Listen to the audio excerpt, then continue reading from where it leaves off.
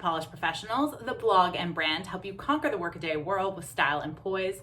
I'm Mel, the founder of Polished Professionals, and today we are bringing you our top tips to writing a boss recommendation letter for somebody. So if you are needing to write a recommendation letter, or if you're asking someone for a recommendation letter, we think this video is for you so that you can make sure to grab that promotion or that scholarship, whatever you may be looking for.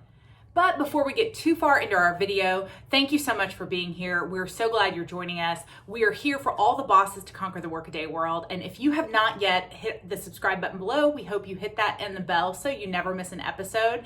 And also, if you're returning, thank you so much. We would not be here but for great people like you joining us each and every time we post a video. So thank you so much for joining. So how do you get a great recommendation letter? This can be pivotal for you to get that scholarship or to get that job or whatever it is you may be looking for. Maybe it's a loan, a grant, other things like that. But if you need a recommendation letter, you need to make sure you watch this video, take note of each of the steps to follow. And also, if you're asking somebody who isn't yet quite getting this, maybe you can share this video with them so that they can know how to write you a better recommendation letter.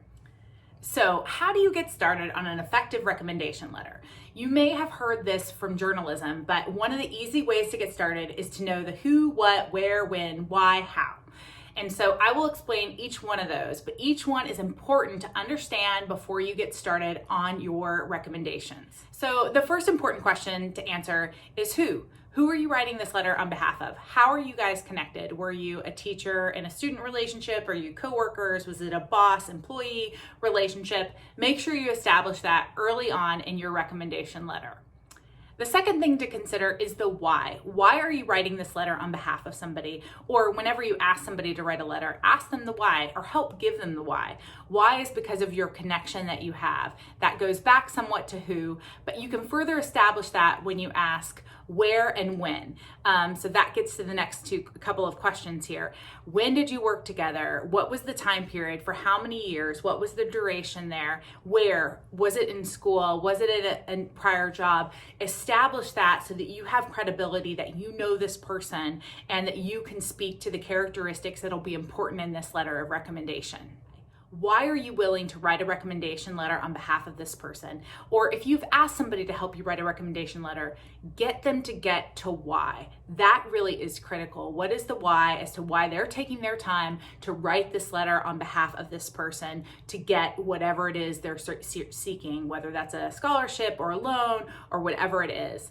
And then the next question that you desperately have to answer in a recommendation is the how. You can't just say, this is a great person because I've known them for this long. You have to show demonstrable ways that they have evidenced the characteristics that you're purporting that they have. So if they have great leadership skills, what does that look like? They have led a team of 8 people to finish a project and they finished it on time and on budget, and then the reviews came back after the project and they said that person was a great leader. Something along those lines that show you the how and give you the why, explaining the why of why you're writing it and following it up with specifics in the how. If your letter of recommendation doesn't have those characteristics, it really is not that persuasive. It's similar to resume writing. You can't just say, I'm a really great person, and then expect somebody to hire you if you have no way to prove up what you've done over the course of your career or otherwise. So think about that in the same way whenever you're writing a recommendation letter, or whenever you're reviewing one, if someone might have sent that back to you. We will put some examples below so that you can have some ideas about how this may be manifested whenever you're writing the letter, just establishing how you know this person, when you guys work together, why you're doing this letter, and then how you've demonstrated it. We'll put some below in the comments, and if you have any questions on that, please make sure to ask us. But really answering this who, what, why, when, where, how question is an easy way to get started on your recommendation letters and help you scope the outline of your letter very easily. We will make sure that we put some examples down below so that you are not left in the dark on this. You can feel free to share those examples with people you're asking to do a letter of recommendation. You can also use them if you're planning to do a letter of recommendation. We'll kind of make it a fill in the blank for you so you guys can check it out. If you have other comments about writing these kinds of letters, please let us know. We want to hear from you and put it in the comments and know what you think is the best to be able to help write a great letter of recommendation. And last but not least, if you have not hit that subscribe button, we hope you hit it. Give us a thumbs up or a thumbs down. Whatever we can do to make this better for you, let us know. We are here for all the bosses to conquer the workaday world, and we are so glad you joined us today.